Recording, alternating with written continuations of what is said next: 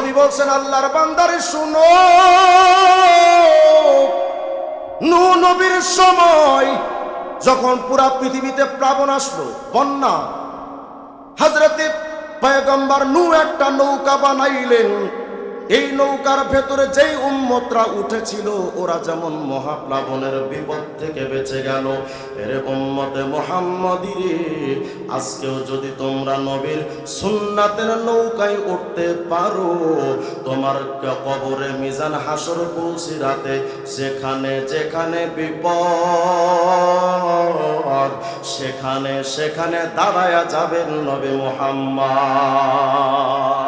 হযরত আব্দুল্লাহ ইবনে আব্বাস বলেন, ইয়াউমা তাবিয়াদু ওজুহু ওয়া তাসওয়াদু ওজুহ, আয়াতের তাফসীরে হযরত রাইসুল মুফাসসিরিন ইবনে আব্বাস বলেন, শুনো, ইয়াউমা তাবিয়াদু ওজুহু আহলি সুন্নাতি ওয়াল জামাআহ, দুনিয়াতে যেই মানুষরা সাহাবায়ে কেরামকে যারা মেনে চলবে আর যারা নবীর সুন্নাতকে পাবন্দি হয়ে চলবে, এর দুনিয়ার সুন্নাত পালন করনেওয়ালা উম্মত কিয়ামতের নবীদের চেহারা থেকে যেমন নূর চমকাইতে থাকবে রে, সুন্নাত পালন করনেওয়ালা উম্মতের চেহারা থেকে নবীদের মতো নূর চমকাতে থাকবে। আল্লাহর হাবিবকে আপন করে পাওয়ার এক নাম্বার আমল হলো আল্লাহর নবীর সুন্নাত মানা, আর দ্বিতীয় নাম্বার আমল হলো বেশি বেশি দুরূদ শরীফের আমল করা। আত-তাবাকাতুশ শাফিয়াতুল কুবরা খণ্ড 179 নম্বর পৃষ্ঠার ছোট্ট একটা ঘটনা বলে শেষ করে দেই। আল্লাহর হাবিব আপনার আমার জন্য এতটা প্রিয়, এতটা দরদের নবী, নবীজি ছাড়া কারো জান্নাতে যাওয়া সম্ভব নয়। সেদিন ইমাম শাফি রহমতুল্লাহ মাযহাবের এক আলেমের একটি কিতাব পড়তেছিলাম, রিয়াদুর রাকায়েক ওয়া হিয়াদুল হাকায়েক নামক কিতাব। 152 নম্বর পৃষ্ঠার মধ্যে আসছে, আমাদের নবীর নাম মুহাম্মদ না? কথা কয় কি বিরক্ত হচ্ছেন নাকি আপনারা? আমাদের নবীর নাম কি মুহাম্মদ না? এই মুহাম্মদ শব্দ লিখতে কয়টা অক্ষর লাগে বলেন তো? জানেন না? জানবেন কেমন? আকিস বিড়ির প্যাকেটে কয়টা বিড়ি থাকে এটা তো ঠিকই জানি আমরা। মুহাম্মদ শব্দ লিখতে 4টা অক্ষর লাগে। কয়টা? মিম, হা, মিম, দাল, 4টা। তো ওই কিতাবের মধ্যে দেখলাম তিনি লিখছেন যে এই 4টা অক্ষরের প্রতিটা অক্ষরের আবার আলাদা আলাদা অর্থ আছে। সুবহানাল্লাহ বলবেন না? কি অর্থ তিনি লিখছেন দেখো, মুহাম্মদের 4টা অক্ষর মিম, হা, মিম, দাল।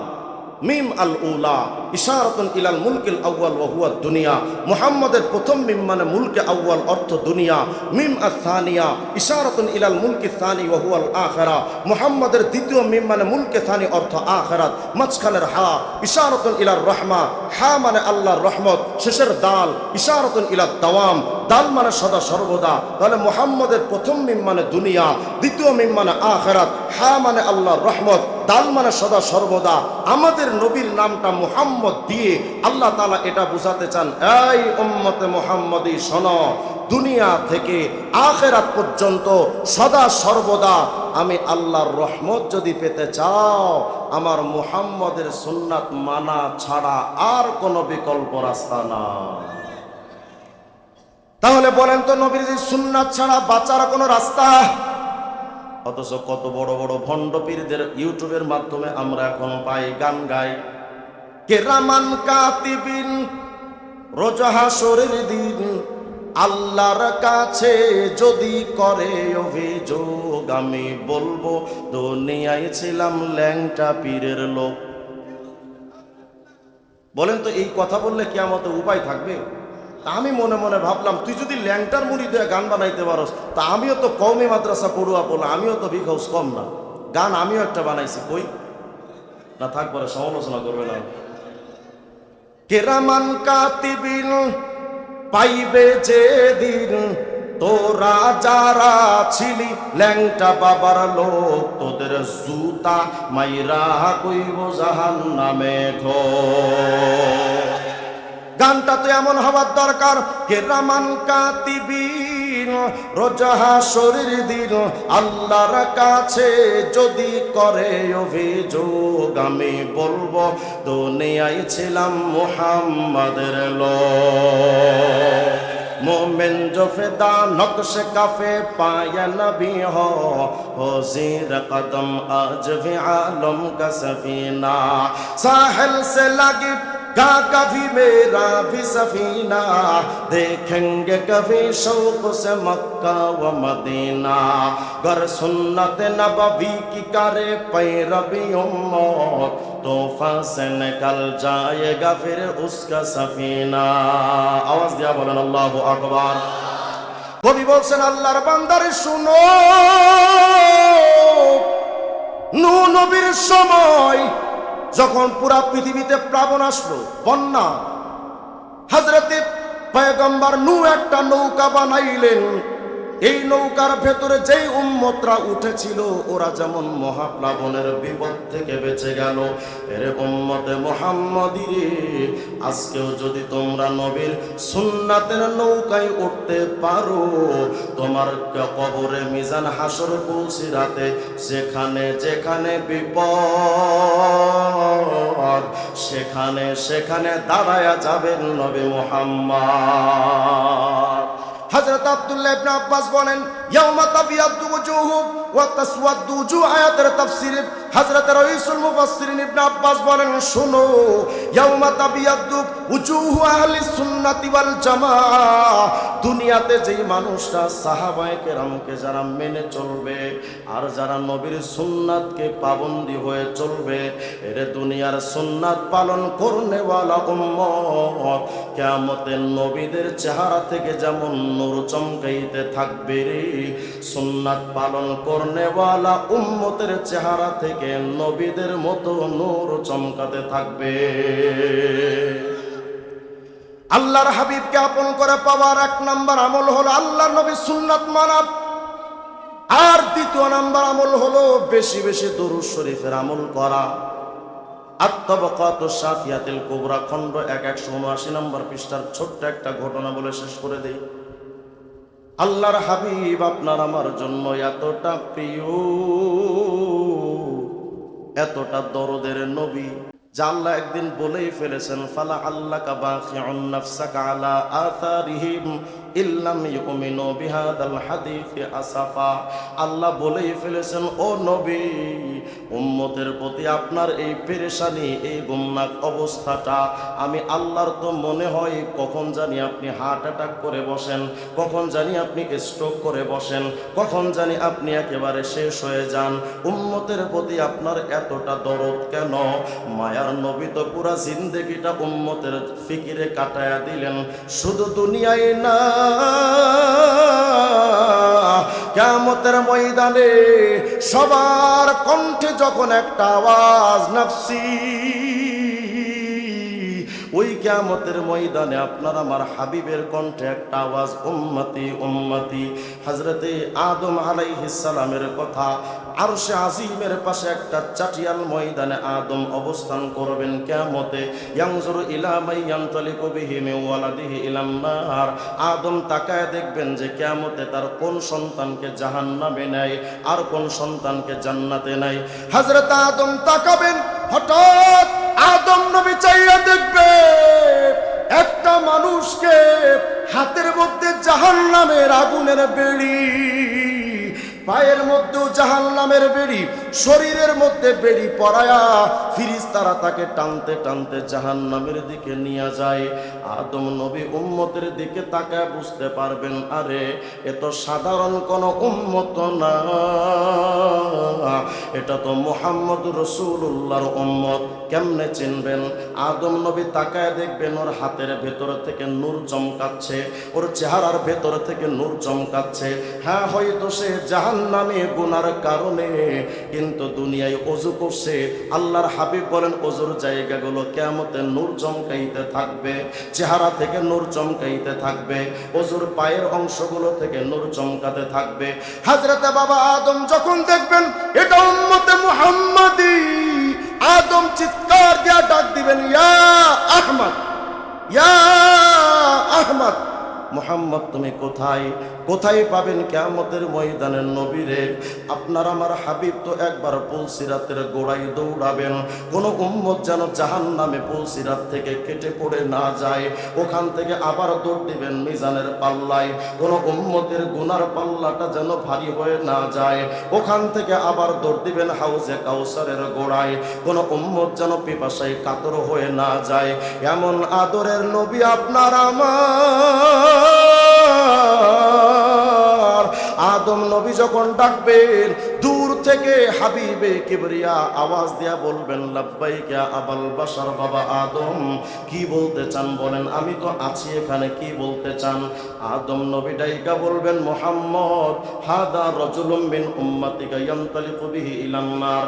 এই মুহাম্মদ তাকায়া দেখো, এই যে লোকটারে জাহান্নামের দিকে নিয়ে যায়, আমার তো মনে হয় এটা তোমার উম্মত। ওর শরীর থেকে দেখো নূর চমকাচ্ছে, দেখো না তারে বাঁচানো যায় কিনা।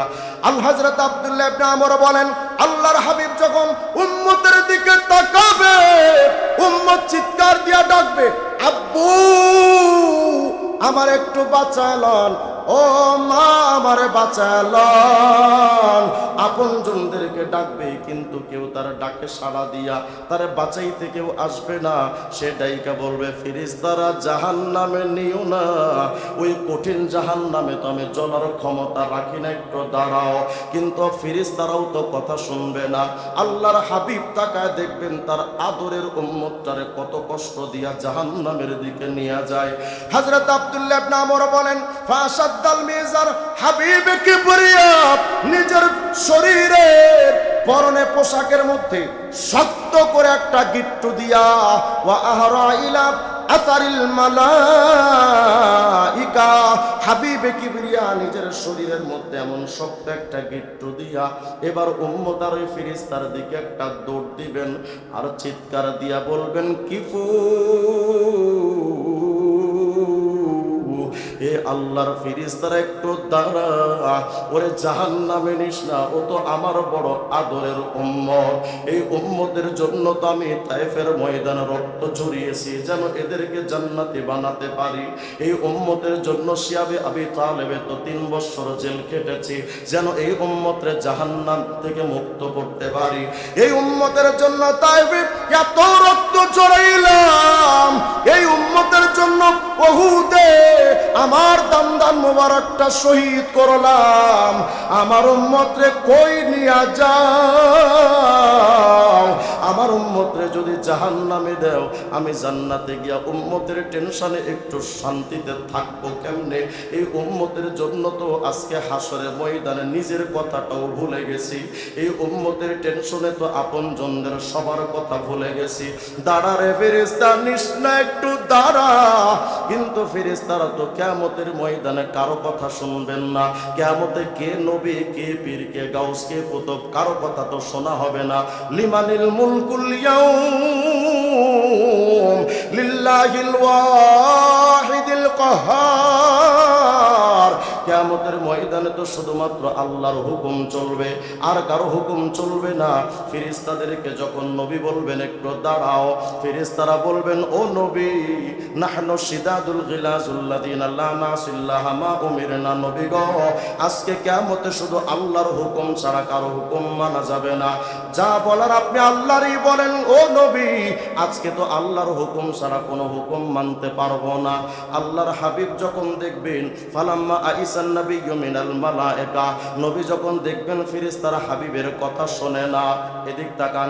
আল্লাহর হাবিব এবার ফাকাবাযা আলা লিহিয়াতিহি বিয়াদিহিল ইউসরা, আল্লাহর নবী এবার নিজের দাড়ি মোবারক বাম হাত দিয়া এভাবে ধরবেন, ওয়াস্তাকবালাল আরশা বিওয়াজহিহি, নিজের দাড়িটা বাম হাত দিয়ে ধরে আরশ আজিমের দিকে তাকায়া হাবিবে কিবরিয়া আবার বলবেন, ও রব, আপনি না দুনিয়ায় থাকতে আমার উম্মতের দরদ দেইখা আপনি না একদিন আমাকে বলেছিলেন যে ওয়ালা সাউফা ইউতিকা রাব্বুকা ফাতারদা, আপনি না বলেছিলেন উম্মতের ব্যাপারে আপনি আমারে খুশি করবেন। কিন্তু রব্বুল আলামিন আমার আদরের উম্মতরে নিয়া জাহান্নামের দিকে যায়, আমি বলার পরও ফেরেশতারা কথা মানে না। ও রব, আমার উম্মতরে এত কষ্ট দিলে আজকে আমি কেমনে খুশি থাকবো বলো। আল্লাহ এই উম্মতের জন্য কত কষ্ট করেছে, তুমি তো শাহেদ, তুমি তো সবকিছু নাজির, তুমি তো সবকিছু সামিউম বাসির, তুমি তো সব দেখেছো, সব শুনেছো। আল্লাহ আমার উম্মতরে আজকে ভিক্ষা দাও, আমার উম্মতরে জাহান্নামে নিতে দিও না গো রব। আল্লাহর হাবিব যখন কিয়ামতে ডাকবেন, ফানাদা মিন তাহতিল আরশি আতিউ মুহাম্মাদা, সাথে সাথে আরশে আজিম থেকে একটা আওয়াজ, এই ফেরেশতারা শোনো, আজকে কিয়ামতে আমি নবীর কথা যেমন মানবি, আজকে কিয়ামতে আমার হাবিবে কিবরিয়া মুহাম্মদ আরবি যা বলে ফেরেশতারা রে, আজকে আমার নবীর কথাও তোমাদের মানা লাগবে। আল্লাহর হাবিব তার উম্মতকে নিয়ে মিজানের পাল্লার কাছে আসবেন। এই ফেরেশতারা আমার উম্মতটারে মিজানের পাল্লায় আমলনামা আবার একটু ওজন দে, আমি তার আমলনামা নিজের চোখে দেখতে চাই। আল্লাহর হাবিবের সাহাবী আব্দুল্লাহ ইবনে আমর বলেন, ওই উম্মতের নেকি আর গুনাহ পাল্লায় চাপায়া দেওয়া হবে, কিন্তু দুর্ভাগ্যক্রমে আগে যেমন গুনার পাল্লাটা ভারী ছিল, আবার ভারী হয়ে নেকির পাল্লাটা উপরে উঠে যাবে। উম্মত আবার থরথর করে কাঁপতে শুরু করবে, এই বুঝি আবার জাহান্নামে গেলাম। কেমন একটা লোক যারে আমি চিনি না, তার ওসিলায় একটু কোনো রকম বেঁচে গিয়েছিলাম, কিন্তু আমার কৃতকর্মের কারণে আমার গুনার পাল্লাটা আবার ভারী হয়ে গেল, এই বুঝি আমি আবার জাহান্নামের দিকে গেলাম। উম্মত তখনই বুঝতে পারে নাই তার পাশে যিনি দাঁড়ানো তিনি রহমতুল লিল আলামিন। উম্মত তখনও পর্যন্ত চিনতে পারে নাই। আল্লাহর হাবিব বলেন, আমার উম্মতের আমলনামা ওজন যখন করবে, আমি নেকির পাল্লার কাছে দাঁড়াবো, আর আমার উম্মত পাশে দাঁড়ায় থাকবে। গুনার পাল্লাটা ভারী, নেকির পাল্লাটা হালকা। আমি নবী যখন ডান মিজানের পাল্লার নেকির পাল্লার কাছে দাঁড়ায় দেখব নেকির পাল্লাটা হালকা হয়ে গেছে, আল্লাহর হাবিব বলেন, উম্মত রে ফা উখরিজু বিতাকাতাম মিন হুজজাতিকাল আনমিলা, এরকম আঙ্গুলের মতো ছোট্ট একটা কাগজের টুকরা আমি আমার লুঙ্গির গিট্টুর ভেতর থেকে বের করব। আমার ওই কাগজটা নিয়া আমার মিজানের পাল্লায় উম্মতের নেকির পাল্লায় চাপাবো। যেই মাত্র চাপাবো নেকির পাল্লাটা ভারী, গুনার পাল্লা হালকা হয়ে যাবে। ফেরেশতারা সাথে সাথে বলে উঠবে, আরে আরে আরে দেখো, সাইদা ওয়া সাইদা জাদ্দুহু ওয়া সাকুলাত মাওয়াজিনুহু, এই ফেরেশতারা দেখ কি ভাগ্যবান উম্মত, একটু আগে ছিল তার গুনার পাল্লা ভারী, নেকির পাল্লা হালকা, কিন্তু কত ভাগ্যবান উম্মত, মুহূর্তের মধ্যে নেকির পাল্লা ভারী, গুনার পাল্লাটা হালকা। এই ফেরেশতারা শোন, আর দেরি করিস না, ইনতালিকু বিহি ইলাল জান্নাহ, এর হাতটা ধর, ওরে তাড়াতাড়ি জান্নাতের দিকে নিয়ে যা।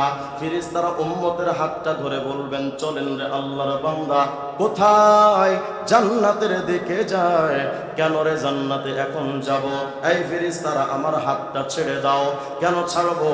ফেরেশতারা জানো না, যখন বিপদে পড়েছিলাম তোমাদের কত হাতে পায়ে ধরেছিলাম জাহান্নামে যেন না নাও, তোমরা তো আমার কথার মূল্যায়ন করো নাই, আমার জাহান্নামে টানতে হেসরাইতে হেসরাইতে নিয়ে যাচ্ছিলে, আমার কথা তো তখন তোমরা শোনো নাই। আমি বিপদ সংকুলান সময় আব্বুরে ডেকেছি, আমার বাপ আমার কাছে আসে নাই, মা মা বলে চিল্লাইলাম, আমার মা আমার কাছে আসে নাই। এ ফেরেশতারা, আজকে এই লোকটা গো কে, যারে জীবনে কোনোদিন দেখি নাই, যার নাম ঠিকানাটাও জানি না, বাড়ি কোথায় সেটাও জানি না, বাবা যেখানে আসে নাই, মা যেখানে আসে নাই, ওই বাপ মার চাইতে বড় আপন মায়ারান লোকটা কে? ওনার সাথে তো একটু পরিচয় হয়ে নেই, এরপরে না হয় জান্নাতে যাব না, একটু দাঁড়াও। উম্মত তখনও জানে না উনি রহমতুল লিল আলামিন। উম্মত পেছন পেরে সরওয়ারে দো আলমের চেহারার দিকে তাকায়া বলেন, মাসমুক ইয়া আব্দুল্লাহ, মা আহসানা খালকাক, মা আহসানা খালকাক। ও আল্লাহর বান্দা, আপনার চেহারাটা কত সুন্দর, মা আহসানা খুলুকাক, আপনার চরিত্রটা কত সুন্দর, আপনার বডি ফিটনেসটা কত সুন্দর। তবে আল্লাহর বান্দা, আমার এই কঠিন বিপদে আপনি আসলেন, আপনি কে? এই বিপদে তো বাবাও আসে নাই, মাও তো আসে নাই, কে গো আপনি? নামটা একটু কন, পরিচয়টা তো একটু দেন, বাবার নামটা কন, মায়ের নামটা কন, জান্নাতে গিয়া যেন মাঝে মধ্যে একটু দেখা করতে পারি। হাবিবে কিবরিয়া তার দিকে অপলক দৃষ্টিতে তাকায়া এক পর্যায়ে নবীজি বলেই ফেলেছেন, আওয়ামা তারিফুনি, এরে বান্দা উম্মত, তুমি কি আমারে চিনো না? আনা নাবিয়ুকা মুহাম্মাদুর রাসূলুল্লাহ, আর আমি তো তোমাদের নবী, আমি তো রাহমাতুল লিল আলামিন। উম্মতের মাঝে নবীর এখন যে মুআনাকাটা হবে, উম্মতে মুহাম্মদ একটু ভেবে দেখেন তো, ওই মুআনাকাটার মধ্যে কত মায়া জড়িয়ে আছে, কত মমতা জড়িয়ে আছে। আল্লাহর হাবিবকে এবার এত লম্বা কথা যেই আমলটার জন্য বলেছে, এবার সেটা শোনেন। উম্মত এবার নবীর দিকে তাকায়া বলবেন, ইয়া রাসূলুল্লাহ, সব কিছু তো বুঝলাম, কিন্তু নবী গো একটা প্রশ্নের জবাব দেন গো। আপনি যে কাগজটা আমার নেকির পাল্লায় চাপিয়েছিলেন গো নবী, ওই কাগজের মধ্যে কি এমন কথা লেখা ছিল যে এত ভারী হয়ে গেল? এই ব্যাপারটা আমাকে একটু বলে দেন না। আল্লাহর হাবিব বলেন, উম্মত রে, আল কওলুল বাদী নামক কিতাবের মধ্যে আসে, পৃথিবীর যেই প্রান্তে কোনো মানুষ যদি দরুদ শরীফ পড়ে, ফেরেশতারা হুজুরে আকরামের রওজায় পাঠায়া দেয়। আল্লাহর হাবিব বলেন, ফাআরুদ্দুহু সালাম, আমি তার সালামের জবাব দিই, হোক সে রংপুর থেকে দরুদ সালাম পাঠাই, রওজার ভেতর থেকে আমি রংপুরে সেই মানুষের সালাম পাঠাই। আর আমি নবী আরেকটা কাজ করি, ফাআকতুবুহু ফি সহিফাতিন বাইদা, আমি তার এই কথাগুলো একটা সাদা কাগজের মধ্যে লেখা রাখি। আল্লাহ, আমার উম্মতের নাম এই, তার বাপ মায়ের নাম এই, রংপুরের অমুক জায়গায় তার ঠিকানা, আমি এইভাবে লেখা রাখি। এর উম্মত, যখন আজকে আমি দেখলাম তোমার গুনার পাল্লাটা ভারী, ওই যে দুনিয়ায় একটা বার আমার নামে দরুদ শরীফ পড়েছিলি, আমি ওইটা লিখে রেখেছিলাম, আজকে যে কাগজটা আমি চাপাইলাম সেটা ওই দরুদ শরীফের কাগজ। ভাইরা, আল্লাহর হাবিব তো আপনার আমার কাছে নাই, নবীজিকে এতটা ভালোবাসার দরকার যার তুলনা চলবে না। বাপমার চাইতে নবী বেশি আপন, সন্তানের চাইতে নবীকে আপন করা দরকার। তো এই ভালোবাসা প্রকাশের দুইটা মাধ্যম, এক সুন্নাত তরিকায় জীবন চালাবো, আর জবানটাকে দরুদ শরীফ দিয়ে তাজা রাখবো। পারবো না ইনশাআল্লাহ? আচ্ছা বলেন তো, আমাদের নবী যে রহমতুল লিল আলামিন, এ ব্যাপারে কারো কোনো সন্দেহ? হিজবুত তাওহীদ নামক সংগঠন তাদের আকীদা নামক বইয়ের 19 পৃষ্ঠায় লিখেছে, মুহাম্মদ আজও পর্যন্ত রহমতুল লিল আলামিন হতে পারে নাই। বলেন, যারা এই বক্তব্য দেয় তারা মুসলমান না বেঈমান? তারা বলে যে বোরকা এটা শয়তানের আবিষ্কার করা। নাউজুবিল্লাহ বলবেন না আপনারা? শুধু তাই নয়, তারা বলে রামকৃষ্ণ, রামচন্দ্র, যুধিষ্ঠির, মনু, বুদ্ধদেব এরা সবাই আমাদের নবীর মতোই আল্লাহর নবী। আপনারা যদি প্রমাণ চান তো আমি আপনাদেরকে একটা লিঙ্ক দিয়ে দিই, গুগলে ঢুকবেন, হিজবুত তাওহীদ লিখে সার্চ দিবেন, দিলে দেখবেন তাদের একটা ওয়েবসাইট আসবে। এই ওয়েবসাইটের একদম নিচে গিয়ে দেখবেন লেখা আছে যোগাযোগ একটা অপশন, ওটাতে ক্লিক করবেন, হাত রাখলে ঢুকে যাবে, হাত রাখবেন। ঢোকার পরে দেখবেন হিজবুত তাওহীদে যদি কেউ সদস্য হয়, তাকে কয়েকটা অঙ্গীকার করা লাগে। এর মধ্যে 4 নাম্বার অঙ্গীকার নামাটা পড়বেন, 4 নাম্বার পয়েন্টটা লিখেছে যে আমি বর্তমান বিশ্বের কোনো মুসলমানের সাথে, এই প্রচলিত মুসলিমদের সাথে আমি কোনো ইবাদত করব না। মানে কেউ যদি হিজবুত তাওহীদের সদস্য হয়, তাকে অঙ্গীকার করতে হয় যে মুসলমানদের সাথে আমার কোনো সম্পর্ক নাই। শুধু তাই নয়, আরো লিখছে ওই পয়েন্টে যে আমি প্রচলিত এই ইসলাম থেকে হিজরত করলাম, মানে ইসলাম ধর্ম ত্যাগ করলাম। তাহলে হিজবুত তাওহীদের সদস্য হওয়ার আগে আমাদের প্রত্যেকটা মুসলমানকে তারা মুরতাদ বানায়। এদের ব্যাপারে আমাদের সতর্ক হওয়া দরকার আছে না নাই? ভাইরা, আমি হিজবুত তাওহীদের কোনো ব্যক্তি আক্রোশকে আপনাদের সামনে বলি না। আমার যে ভাইটাকে তারা বেঈমান বানাচ্ছে, ও তো মুহাম্মদ আরবির আদরের উম্মত, ও তো নবীজির আদরের উম্মত। ওর জন্য তো হাবিবে কিবরিয়া রওজা আথারে আজও পর্যন্ত কাঁদে। এই উম্মতকে বাঁচানোর জন্য হিজবুত তাওহীদের ব্যাপারে আমরা প্রস্তুত থাকবো তো ইনশাআল্লাহ। তবে তাদের কোথাও হামলা করা ইত্যাদি এগুলো আমাদের কাজ না, এগুলো প্রশাসন দেখবেন। আমরা উম্মতকে সতর্ক করব, কেউ যেন তাদের দিকে না ঝুঁকে যায়। দুঃখজনকভাবে আজকে বলতে হয়, রংপুরে আমাদের মুসলিম কাউন্সিলে একটা সেমিনার ছিল এবং আজকের এই মাহফিলকে কেন্দ্র করে প্রশাসন বরাবর তারা একটা দরখাস্ত করেছে আমরা যেন এই প্রোগ্রামে না আসতে পারি, আমাদের প্রোগ্রামগুলো যেন বন্ধ করে দেওয়া হয়। নাউজুবিল্লাহ বলবেন না? আচ্ছা বলেন, আজকের অনুষ্ঠান যে হলো, আমাদের ঈমানের দিক থেকে লাভ হলো না লস হলো? এই কাজটাকে যারা বন্ধ করে দিতে চেয়েছে, তারা আমাদের বন্ধু নয়, তারা আমাদের দুশ্মন। আলহামদুলিল্লাহ আমরা এ ব্যাপারে যোগাযোগ করেছি বিভিন্ন জায়গায়। আমাদের আইন সম্পাদক সালেহ আহমদ আজম ভাই বিভিন্ন জায়গায় যোগাযোগ করেছেন। রুহুল কবির রিজভী সাহেবের কাছে আমাদের আজম ভাই, আমাদের আইন সম্পাদক, তিনি ফোন দিয়েছেন। আপনাদের এই রংপুরের বিশেষ করে লাকু ভাই এবং জন ভাই, ওনাদের দুইজনকেও তারা বিষয়টা অবহিত করেছেন। ওনারাও খুব আন্তরিকতার সাথে আমাদের কাজটাকে হ্যান্ডেল করেছেন। এর জন্য তাদের প্রতি আমরা কৃতজ্ঞ। আমরা সঠিক ইসলাম চাই। যদি এদিকে হিজবুত তাওহীদ আসে, আপনারা বলবেন যে তাবলিগ জামাত, চরমোনা, উজানি, নানুপুর, ঢালকানগর, দেওনা, আমাদের জুম্মাপাড়া মাদ্রাসার এই হক্কানি পীর মাশায়েখ আলেমরা আমাদের যেই ইসলাম দিয়েছে, এই ইসলাম নিয়ে আমরা সন্তুষ্ট, আমরা নতুন কোনো ইসলাম চাই না। ঠিক আছে তো ইনশাআল্লাহ? আল্লাহ তাআলা আমাদের হায়াতে ভরপুর বারাকা দান করেন। যদি কেউ কথায় কষ্ট পেয়ে থাকেন আমাকে মাফ করে দিয়েন। প্রশাসনের ভাইয়েরা উপর সহযোগিতা করেছেন, আমরা তাদের প্রতি কৃতজ্ঞ। আল্লাহ তাআলা যেন সবাইকে ভরপুর কবুল করেন। আসসালামু আলাইকুম ওয়া রাহমাতুল্লাহি ওয়া বারাকাতুহু।